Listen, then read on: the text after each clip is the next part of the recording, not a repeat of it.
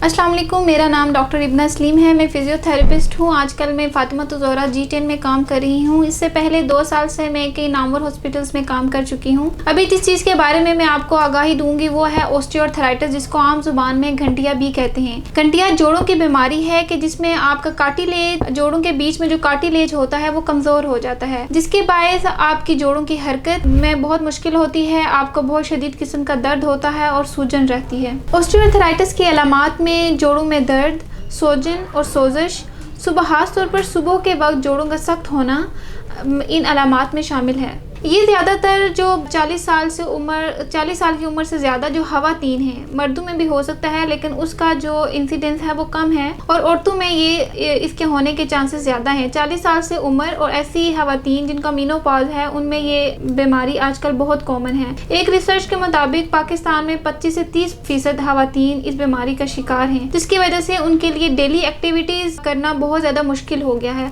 इस बीमारी की तशख़ीस के लिए आपको एक टेस्ट करवाया जाता है और उसके बाद अगर आप फिजियोथेरेपिस्ट के पास आते हैं तो वो अलामात और मुख्तलिफ़ किस्म के टेस्ट के ज़रिए आपकी तशख़ीस करता है कि आपको वाकई ही घंटिया है, और अगर घंटिया है तो वो किस लेवल का घंटिया है। इसकी 4 स्टेजेस होती हैं। बहुत से लोगों को इस बात की आगाही नहीं है कि फिजियोथेरेपी में घंटिया को कोई इलाज है, लेकिन फिजियोथेरेपी एक ऐसा तरीका इलाज है जिसमें आप घंटिया को 100% तो नहीं लेकिन 70-80% इस हद तक हल कर सकते हैं कि आप अपनी रूटीन की जो एक्टिविटीज़ हैं उनको अच्छे तरीके से कर सकते हैं। आपको किसी सहारे की ज़रूरत नहीं होती, आप सीढ़ियाँ चढ़ सकते हैं, और सबसे बड़ी बात आप सर्जरी से खुद को महफूज रख सकते हैं। अगर मैं आपको फिजियोथेरेपी के लिहाज से बताऊं तो आपके जोड़ में जो कार्टिलेज है वो कम हो जाता है, और जो जोड़ के अंदर जो पानी होता है, जो फ्लूइड होता है, उसकी जो मूवमेंट है वो कम हो जाती है। अल्लाह ताला ने इंसान के जिस्म को एक मशीन और एक इंजन की तरह बनाया है। अगर आप उसमें जितनी हरकत होगी वो उतना बेहतर काम करेगा। लेकिन जो बाकी डॉक्टर्स हैं वो घंटिया के लिए जब भी आप उनके पास जाएंगे वो कहेंगे कि आप चलना फिरना कम कर दें, आप सीढ़ियाँ ना चढ़ें, आप नमाज बैठ के पढ़ें, आप बहुत सी एहतियाती तदाबीर आपको बताएंगे। लेकिन फिजियोथेरेपिस्ट आपको कभी भी ये चीज़ सजेस्ट नहीं करेगा,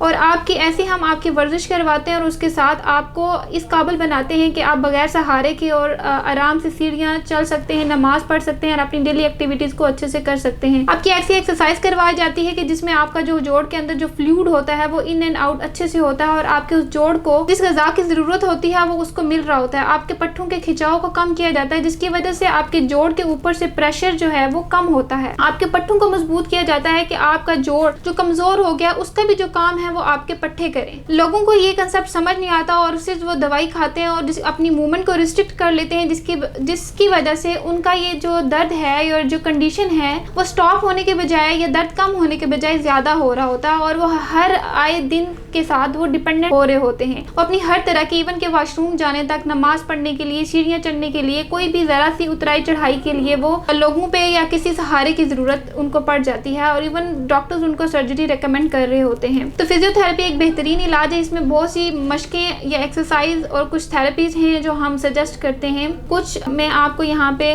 बताऊंगी।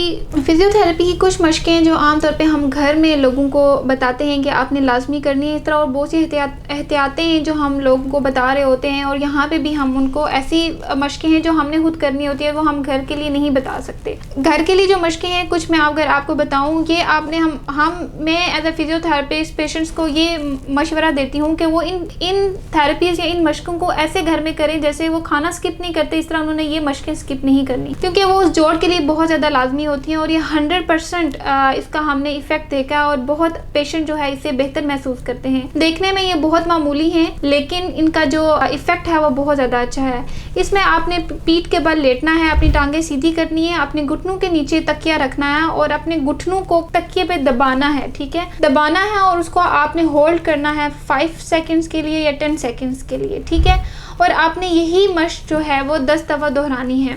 10 से 15 दफ़ा की तरफ भी आप लेके जा सकते हैं, और मिनिमम जो है आपने 3 दफ़ा करना है, इससे ज़्यादा दफ़ा भी आप कर सकते हैं। इसके अलावा आपने तकिया लिया, ऐसा गाउ तकिया जो होता है, उसको आपने अपनी टांगें जो है वो उनको मोड़ें आप अपनी टांगों को, ठीक है, और उसके दरमियान आपने तकिया रखना है और उनको आपस में ऐसे दबाना है। जब उसको भी हम 10 सेकंड्स के लिए होल्ड करेंगे और फिर छोड़ देंगे, होल्ड करेंगे और फिर छोड़ देंगे। इनका मकसद क्या है? इनका मकसद ये है कि हम जो जोड़ के साथ जो पट्टे आके अटैच होते हैं उनको हम मजबूत करते हैं। क्यों? क्योंकि आज के दौर में क्योंकि फिजिकल एक्टिविटी बहुत कम है तो पट्टे भी हमारे कमजोर हैं और जोड़ भी कमजोर हैं। ठीक है, तो हम जोड़ तो क्योंकि उसके अंदर एक कंडीशन चल रही है वो तो बहुत ज्यादा वीक होने की तरफ जा रहा है, लेकिन हमने अब क्या करना है कि हमारे हाथ में ये है कि एक बात मैं क्लियर कर दूं कि आपकी एक दफा जो डीजनरेटिव चेंजेस आ गई, लाइक जो कार्टिलेज आपका खत्म हो गया या कमजोर हो गया, उसको हम दोबारा ठीक नहीं कर सकते। ठीक है, हम ये नहीं कह सकते कि हम उसको दोबारा मजबूत कर देंगे या उसकी लेवल पे लेके आएंगे, लेकिन इसमें हम ये करते हैं कि इसको प्रोग्रेस होने से रोकते हैं। ठीक है,